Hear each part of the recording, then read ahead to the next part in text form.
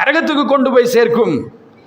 அல்லாஹ்வுடைய தூதருடைய கலாச்சாரத்திலிருந்து நாம் கொஞ்சம் விலகினம் என்று வைங்களேன், அது அப்படியே கொண்டு போய் சேர்க்கிற இடம் நரகம்தான். எனவே அந்த கலாச்சாரம் ஒரு பெருமதியான ஒரு கலாச்சாரம் என்பதை நம்முடைய உள்ளத்தில் நாங்கள் எடுத்துக்கொள்ள வேண்டும். எங்களுக்கு எந்த கலாச்சாரத்துடைய இறக்குமதியும் தேவை கிடையாது. நாங்கள் ஒரு ஃபங்க்ஷன் செய்வது தவறு கிடையாது, அந்த ஃபங்க்ஷன்கள் செய்யப்பட வேண்டும். சிலரை ஊக்குவிப்பதற்கு இன்றைக்கு இருக்கின்ற நடைமுறை, நம்முடைய நாட்டில் இருக்கின்ற நடைமுறை, ஒரு ஒரு ஒரு ஃபங்க்ஷன் அச்சீவர்ஸ் டே ஃபங்க்ஷன் சொன்னால் அது தவறு கிடையாது. மார்க்கத்துக்கு முரணில்லாத ஃபங்க்ஷனாக இருக்க வேண்டும். அதில் பேசப்படுகின்ற வார்த்தைகள் அல்லாஹ்வை மறந்த வார்த்தைகளாக இருக்கக்கூடாது. அதில் பேசப்படுகின்ற வார்த்தைகள் அல்லாஹ்வுடைய நாட்டத்தை தாண்டியதாக இருக்கக்கூடாது. அதில் இருக்கக்கூடிய நிகழ்ச்சிகள் இந்த மார்க்கத்தை சீரழிக்கின்ற, இந்த மார்க்கத்தை அதாவது கேவலப்படுத்துகின்ற அம்சங்களாக அந்த அம்சங்கள் அமைந்து விடக்கூடாது. இந்த மாதிரியான அம்சங்கள் இல்லாமல் முடிந்த அளவுக்கு யாராவது ஒரு நிகழ்ச்சியை செய்வார் என்றால் அதில் பிரச்சனை கிடையாது. நம் சமூகம் அதற்கு கூட பழகவில்லை என்பது அந்த சகோதரர்களே. ஒரு சின்ன உதாரணம் கட்டாயம் இன்றைக்கு இந்த வகுப்பிலே சொல்ல வேண்டும் என்று நினைத்த ஒரு உதாரணத்தை சொல்லுகின்றேன், உங்கள் ஊரோடு சம்பந்தப்பட்டதனால் சொல்லுகின்றேன். சாதாரணமாக இந்த நாட்டிலே கொஞ்சம் காலத்துக்கு முன்னால் நாங்கள் கண்டோம், இந்த நாடு முழுக்க ஒரு ஆள் நடந்துட்டு வந்தார். அதுக்கு பின்னால் ஒருத்தர் ஓடினார், இன்னொருத்தர் பைக் ஓடினார், இன்னொருத்தர் பைசிக்கிளில் போனார், இன்னொருத்தர் இன்னும் கொஞ்ச நாள் தவண்டு போனாலும் போவார். நாட்டிலே ஒரு ஒரு நாடை முழுக்க அப்படி சுத்திட்டு வந்தது. இது நாடுகான் பயணம் அல்ல. இப்னு பத்தூதா நாடுகான் பயணம் போனார். அது நாடுகளை கண்டுபிடிப்பதற்காக போனார். ஏதாவது பிரதேசங்கள் இந்த உலகத்தில் இருக்கின்ற தேடி போன வரலாறு அது. இது இருக்கிற ஊர், நல்லா தெரிஞ்ச ஊரில் ரோட்டில் கூகுளில் மெப்பை போட்டுட்டு போன பயணம் இது. இது நடந்து போகிறார், கையில் ஒரு கொடியை வைத்துக்கொண்டு நடந்து போகிற பிரபல்யமாகிறதுக்கு. அந்த இளைஞனை சொல்லுன்னா, நான் பிரபல்யமாகிறதுக்காக தான் இதை செய்கிறேன், என்னுடைய யூடியூப் சேனலை பிரபல்யமாக்க வேண்டும் என்பதற்காக வேண்டி செய்கின்றேன். அந்த இளைஞனை போட்டு படுத்தின பாடு. அவனுக்கு ஒரு அவார்ட் ஃபங்க்ஷன் வச்சு, அவன் போகின்ற இடமெல்லாம் அந்த ஊர் மக்கள் எல்லாம் போய் அவனை தூக்கி கொண்டாடி, கொள்கைவாதிகள் உட்பட அவனை தூக்கி கொண்டாடி என்னென்னமோ எல்லாம் செய்தார்கள். அல்லாஹ் தஆலா அந்த இளைஞனுக்கு நேர்வழியை காட்டட்டும், அது ஒரு பக்கம் இருக்கட்டும். இந்த மாதிரியான சம்பவங்கள் நடைபெறுற நேரத்தில் அதை தூக்கி பிடிப்பதற்கும் அதற்கென்று சொல்லி ஒரு முக்கியத்துவம் கொடுப்பதற்கு நம்முடைய சமூகம் தயாராக இருக்கின்றது. ஏதாவது ஒரு பாட்டு ஃபங்க்ஷனில் தியாரியில் இருந்து யாராவது ஒரு ஆள் போய், ஏதாவது ஒரு பாட்டுகளுக்கு போட்டி நிகழ்ச்சிகள் நடக்குது தானே இந்த டிவிகள் எல்லாம், இந்த ஏதாவது ஒரு நிகழ்ச்சியில் கலந்து கொண்டு அந்த பிள்ளைகள் அதிலே வெற்றி பெற்று விட்டு வந்து விட்டாருன்னு வைங்களேன், இந்த ஊரில் நிச்சயமாக அந்த பிள்ளை கொண்டாடப்படுவார். உண்மையா இல்லையா? கொண்டாடப்படுவாரா இல்லையா? கொண்டாடப்படுவார். ஆனால் இதே ஊரும் இது அண்டிய பிரதேசம், உங்களோட போல காட்ட விட்டு எல்லாம் உண்டு தானே, சரிதானே? இதே ஊர், இதே அண்டிய பிரதேசத்தில் இந்த வருடம் அட்வான்ஸ் லெவல் எக்ஸாமில் ஒரு பிள்ளை குர்நாகல் டிஸ்ட்ரிக்டில் ஃபர்ஸ்ட் ரேங்க், சரி, எஸ்எஃப்டியில், அதாவது சாரி என்னது பிஎஸ்டியில், பயோசிஸ்டமேட்டிக் டெக்னாலஜியில் அந்த பிள்ளை டிஸ்ட்ரிக்ட் ஃபஸ்ட்டுன்ற சாதாரண வேலையே இல்லை.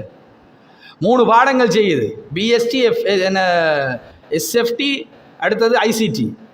இந்த 3 பாடங்களும் செஞ்சு 2.6க்கு மேலே ஜட்ஜ் ஸ்கோர். சாதாரண ஜட்ஜ் ஸ்கோரும் இல்லை, 2.6க்கு மேலே ஜட்ஜ் ஸ்கோர். இந்த ஊருக்கே மிகப்பெரிய ஒரு அடையாளம். ஐலண்ட் ரேங்க் 6, சாதாரண ரேங்க் அல்ல, சூப்பர் மெரிட் அல்ல, டாப் 10க்குள்ளே வந்த ஒரு மாணவி. அதுபோன்று இன்னும் ஒரு மாணவி ஐலண்ட் ரேங்க் 9. அந்த பிள்ளையும் 2.5க்கு மேலே அந்த ஜட்ஜ் ஸ்கோர். இதே டெக்னாலஜி ஃபீல்டில் அந்த பிள்ளையும் சாதிக்குது. அது ஒரிஜினல் காட்டோவிட்ட பிள்ளை. இந்த பிள்ளைகள் சம்பந்தமாக இந்த ஊர்கள் எடுத்த நடவடிக்கைகளை சொல்கிறேன். அந்த 2 பிள்ளைகளுடைய பேரையும் அவருடைய ரிசல்ட்ஸையும் போட்டு ஒரு ஃபேஸ்புக் மெசேஜ்,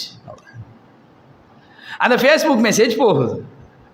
அந்த ஃபேஸ்புக் மெசேஜ் போனதன் பின்னால் கஹட்டோவிட்டையில் உடுகொட பிள்ளையுடைய புகழை கஹட்டோவிட்ட பரப்பியது என்று சொல்லி கஹட்டோவிட்டையோட குடுகொடைக்கு பிரச்சனை. அங்கிருந்து குழம்புகின்றார்களாம், அது எப்படி எங்கட ஒரு பிள்ளையை நீங்கள் உங்களோட ஒன்று சொல்லி போடல, அதில் கஹட்டோவிட்டையிலிருந்து போட்டு விட்டார்கள். எப்படி பிரதேசவாதம்? எதற்கு பிரதேசவாதம்? இதுக்குத்தான் பிரதேசவாதம். இந்த விஷயங்களுக்கெல்லாம் நல்ல பிரதேசவாதங்கள் எல்லாம் வரும். சரி, அந்த ஒரு பிள்ளை அந்த ஒரு மக்களும், இந்த ஒரு பிள்ளை இந்த ஒரு மக்களும் அடுத்த தலைமுறைக்கு இனங்காட்டி இந்த மாதிரி நம்மாலும் உருவாக முடியும் என்று சொல்லி அந்த பிள்ளைகளுக்கு ஏதாவது ஒரு நிகழ்ச்சி அல்லது அந்த பிள்ளைகளுக்கு ஒரு வாய்ப்பு கொடுத்ததான்னு கேட்டால் அந்த வாய்ப்பு இன்றைக்கு வரைக்கும் கொடுக்கப்படவில்லை. அந்த பிள்ளைகளுக்கு யூனிவர்சிட்டி என்ட்ரன்ஸும் கிடச்சி போக போகுது. அதில் ஒரு மாணவியோடு நான் பேசினேன். அந்த மாணவியுடைய உள்ளத்தில் இருந்த ஆதங்கம், அந்த பிள்ளையால் என்னையாவது ஒரு வார்த்தை சொல்லணும்ன்றதுக்கு அந்த பிள்ளை சொன்ன வார்த்தை என்னென்றால், எனக்கிட்ட வெளி மாவட்டங்களில் இருக்கிற நிறைய பிள்ளைகள் கால் பண்ணி, தாத்தா எப்படி படிச்சிங்க, என்ன மாதிரி செய்யணும், நாங்கள் எப்படி இது பண்ணினால் நல்லா பெர்ஃபார்ம் பண்ணலாம்னு என்கிட்ட கேட்குறாங்க சார்.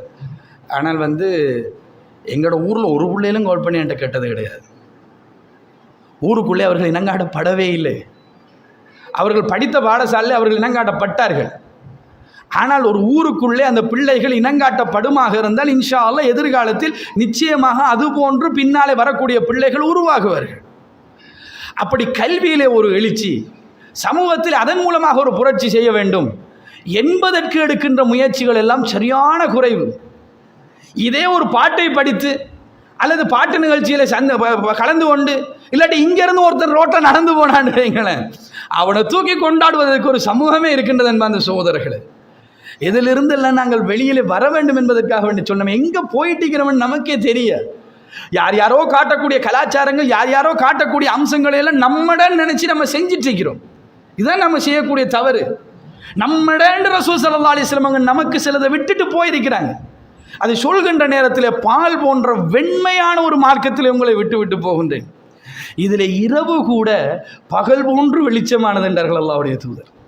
அவ்வளவு வெளிச்சமான, அவ்வளவு அழகான, அவ்வளவு நேர்த்தியான ஒரு மார்க்கத்தில் இதில் இருக்கின்ற எந்த ஒரு கலாச்சாரமும் காலத்தால் எல்லாம் மாறாது.